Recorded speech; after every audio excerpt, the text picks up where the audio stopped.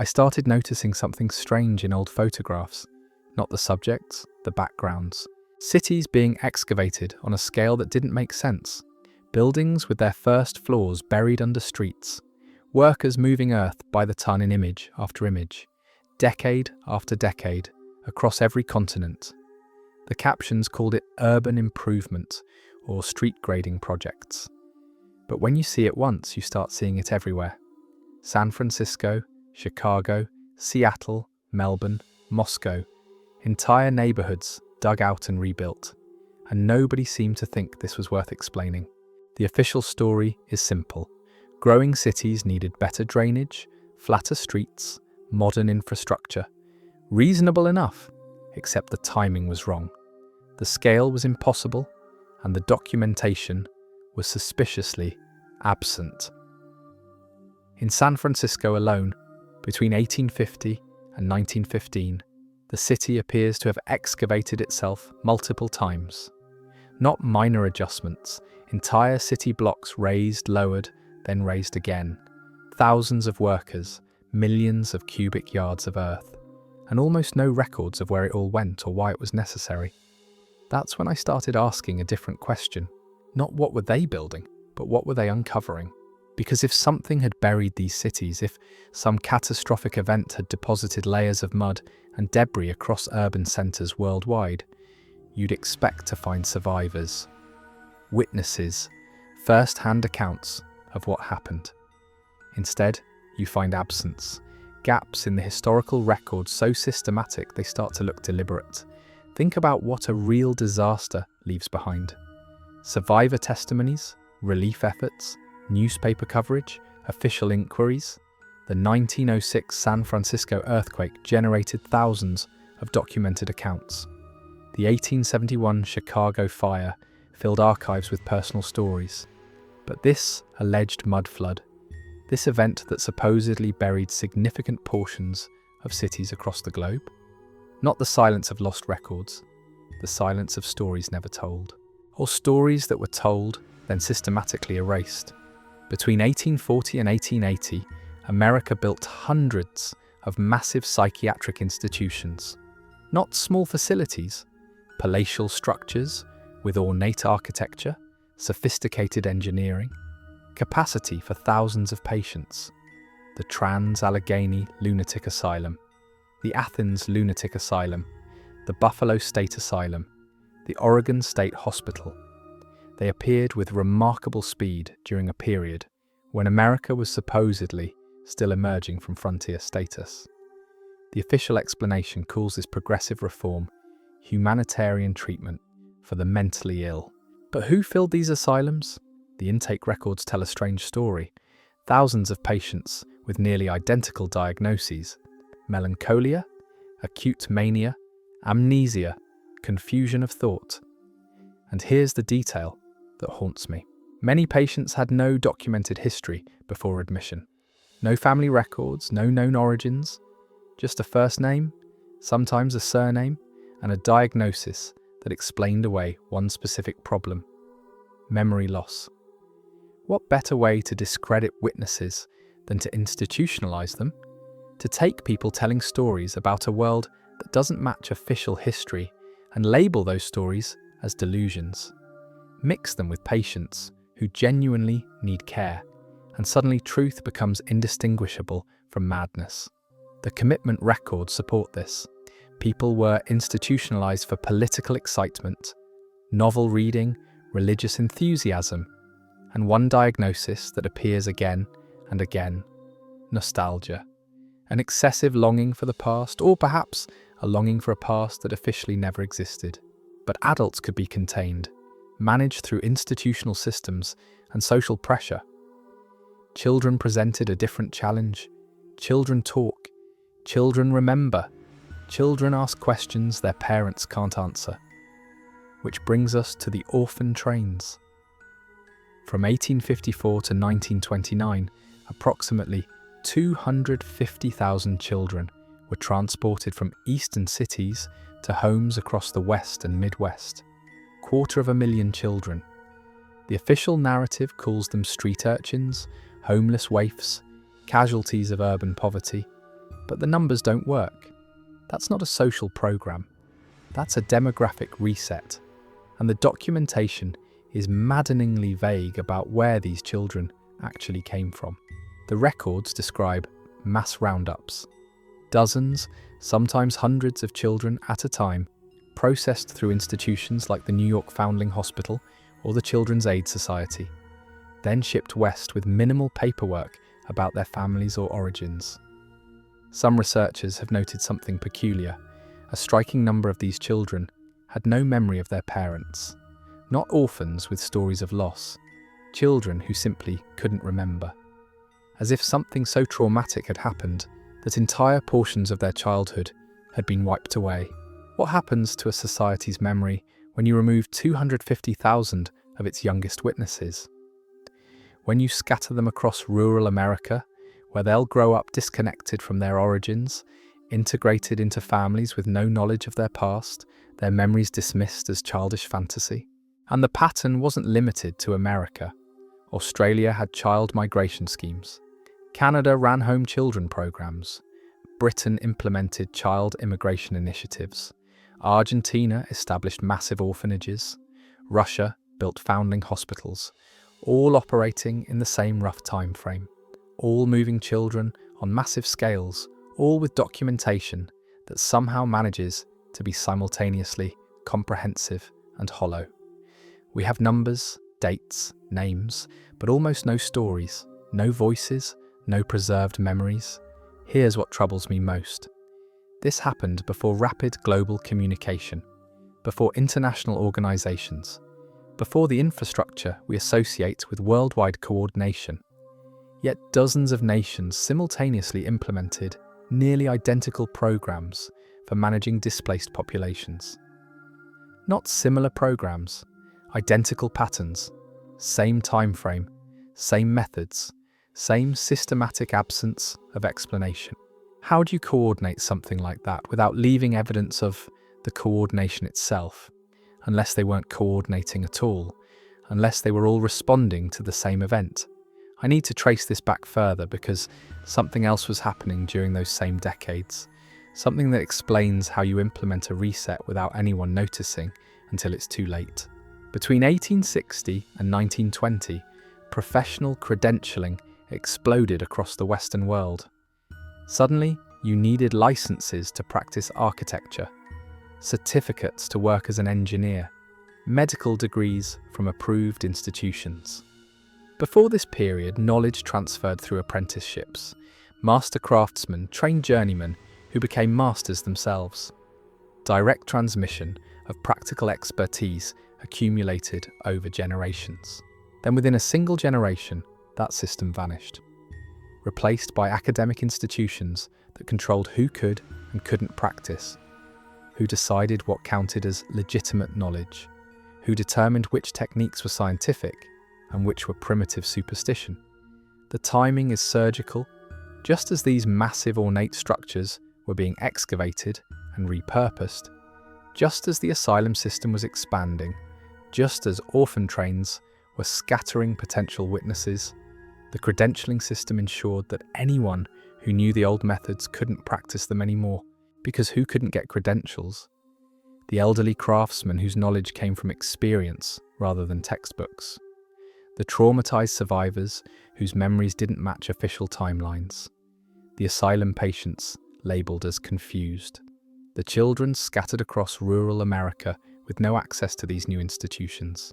The witnesses were systematically excluded from positions where their knowledge would matter, where their testimony would carry weight, where their skills would prove that the official construction timeline couldn't possibly be accurate. Walk into any major library or courthouse built before 1900. Look at the stonework, the precision, the scale. Now ask yourself, could this have been constructed by a society that had just emerged from log cabins and dirt roads, using horse-drawn carts and hand tools? The official explanation requires you to believe that within decades, frontier societies developed construction capabilities that rival or exceed what we can achieve today, that they did this without leaving detailed records of how. that they trained massive workforces in sophisticated techniques that somehow left no institutional memory. Or you can consider the alternative, that these structures were already there, that they were excavated, cleaned, repurposed, that the new credential system ensured nobody with knowledge of their true origins could challenge the narrative. But there's another layer to this that makes the whole picture even stranger. The buildings themselves seem designed for something we no longer do. Go to any major train station built in the 1800s. Notice the ceiling heights, the ventilation systems built into the architecture, the acoustic properties. These weren't aesthetic choices. They were functional design elements for purposes we've forgotten. The same pattern appears in courthouses, libraries, government buildings. Features that seem decorative now, but suggest practical applications we no longer understand. As if the buildings were constructed for technologies or practices that vanished along with the civilization that built them. And here's what really disturbs me. The generation that could have explained this, the people who might have maintained these systems, they all disappeared during a very specific window. World War I killed approximately 20 million people. The Spanish flu that followed killed between 50 and 100 million more. But look at who died, the age demographics, the concentration in urban centres where these mysterious buildings stood. The generation born in the 1850s and 1860s, the people who would have been adults during the alleged Mudflood events, who might have witnessed the excavation of these cities, who could have told their grandchildren about the world before, they died in catastrophic numbers between 1914 and 1920. Another demographic disruption, another severing of generational memory.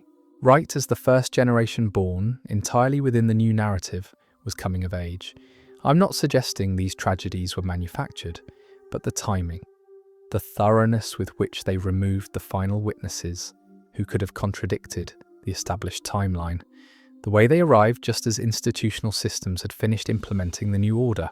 By 1925, if you were over 60 and remembered the world of the 1860s, you were rare. If you'd survived the asylum system, the orphan trains, the wars, the pandemic, and still possessed memories that challenged official history, you were even rarer. And if you tried to speak up, you were dismissed as elderly and confused.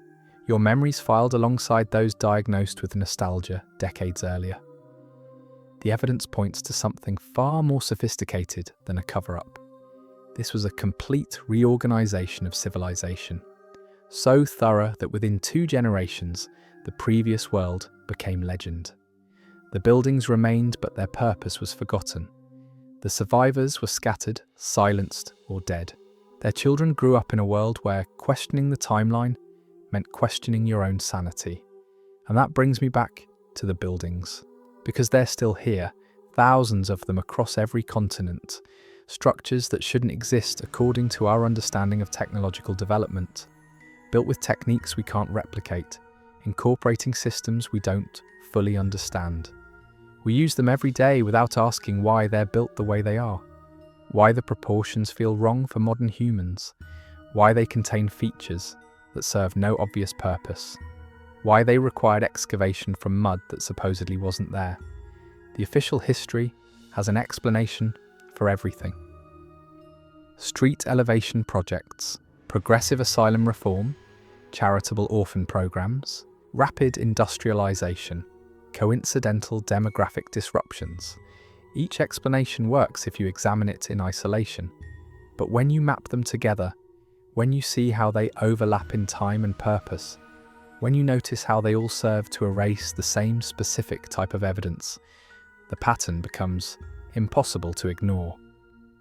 Something happened between 1850 and 1920 that required witnesses to vanish, memories to be discredited, and an entirely new historical narrative to be implemented globally.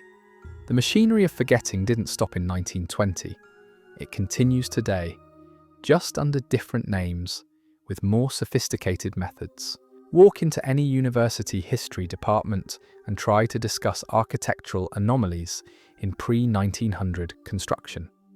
You'll encounter a peculiar response.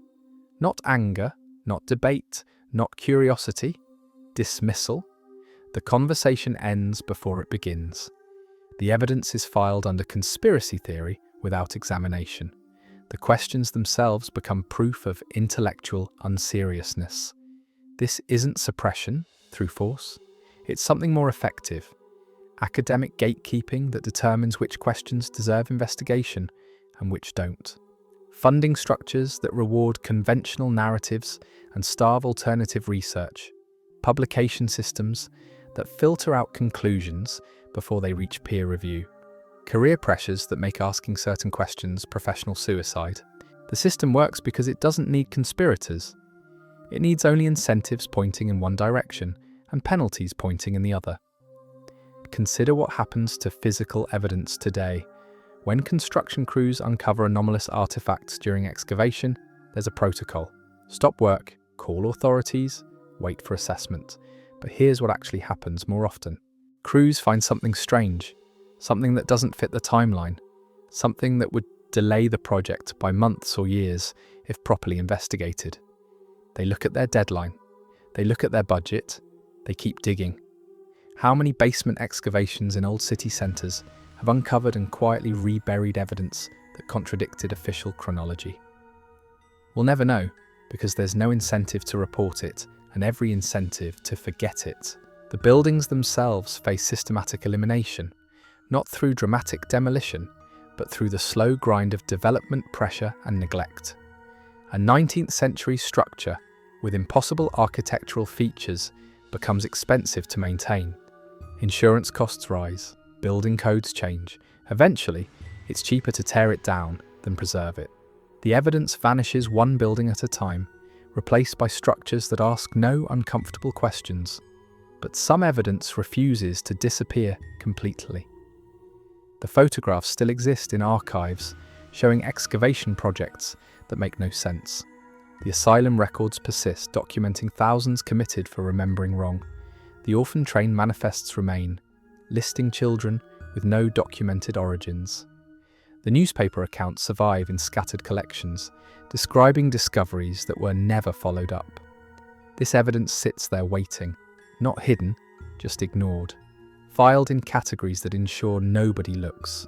Asylum records under medical history, excavation photos under urban development, orphan records under social welfare, each piece isolated, contextualized in ways that prevent pattern recognition. The real genius of the system is that it doesn't need to destroy evidence. It only needs to scatter it across enough different filing systems that connecting the dots requires resources and time nobody has. What disturbs me most isn't what was erased. It's how thoroughly we've internalized the prohibition against asking. Most people never encounter these questions because they've been trained since childhood that certain types of inquiry mark you as gullible or foolish. The social cost of curiosity exceeds its potential reward. Question the timeline of ancient Egypt and you're engaging in legitimate archaeology. Question the timeline of 19th century construction and you're entertaining fantasies. The boundary is arbitrary, but enforced with remarkable consistency. I keep thinking about those asylum patients diagnosed with nostalgia. What were they nostalgic for? The records never specify, just an excessive longing for the past, but which past? A childhood they couldn't quite remember. A world that existed before the excavations began. A civilization whose buildings they walked through daily, but whose existence they were told to forget. We'll never know because those questions weren't considered worth asking at the time, and now it's too late. The witnesses are gone. The memories are lost. All that remains are diagnoses in ledgers, names without stories, absences where presence should be obvious. The orphan-trained children faced something similar. Many grew up and lived full lives, never knowing where they came from. Their descendants today have no connection to whatever family or community existed before the trains departed. The genealogical line was severed so completely that even DNA testing reveals only fragments. What stories died with those breaks in memory?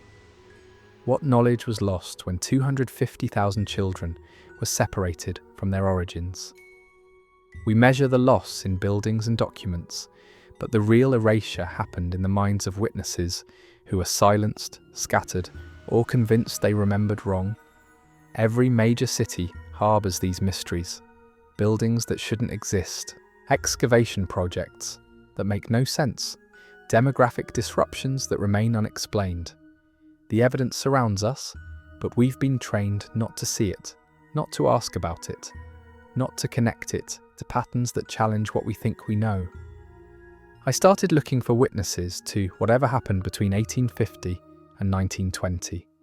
I found only their absence, shaped absence, deliberate absence, managed absence, the kind that tells you something was there by virtue of how carefully the space where it stood has been maintained. Maybe the official history is correct and I'm seeing patterns in noise. Maybe those buildings really were constructed in months by horse and cart. Maybe 250,000 children really were all homeless orphans. Maybe thousands really did go mad from reading too many novels. Or maybe we inherited a world we didn't build, adopted a history we didn't live, and forgot we ever knew anything different. Maybe the witnesses were real, their memories accurate, their stories true. Maybe they were systematically removed because what they knew threatened something larger than we can imagine. The buildings remember even if we don't. They stand there waiting for someone to ask the right questions. The evidence persists in scattered archives, waiting for someone to connect the fragments. The pattern remains visible for anyone willing to look past the labels and categories designed to keep you from seeing it whole. I don't have definitive answers about where the survivors went. I have absences where their voices should be. Records that document everything except what matters. Photographs showing excavation, but never explanation. Buildings appearing fully formed with no construction timeline. Children arriving by the trainload with no origin stories. The official history presents a neat timeline of progress, industrialization, humanitarian reform. And within that framework, each piece makes sense. Asylums as progressive treatment, orphan trains as charitable rescue, street projects as urban improvement, rapid construction as American ingenuity. But when you map these elements together, when you trace how they overlap in purpose and timing, when you notice how each one serves to eliminate the same category of evidence, something else emerges. Not a conspiracy requiring coordination, but a system responding to disruption. Managing witnesses, scattering memory, implementing a new historical narrative so thoroughly that within 2 generations, the previous world became myth. The survivors ended up in asylums, their memories medicalized into madness. On trains heading west, their pasts erased. In graves from wars and pandemics that arrived with convenient timing. Or they simply went silent, choosing conformity over the social cost of remembering wrong. What remains are the buildings they couldn't fully erase, the photographs they couldn't completely suppress, the records they scattered but didn't destroy. Evidence waiting in plain sight for someone willing to ask questions everyone else agreed to stop asking. Where did the survivors go? Into the same carefully maintained absence where Tartaria itself disappeared. Not destroyed, just filed under categories designed to prevent anyone from seeing the whole picture. And maybe that's the point. Maybe the most effective way to hide something isn't to eliminate it, but to ensure nobody thinks to look.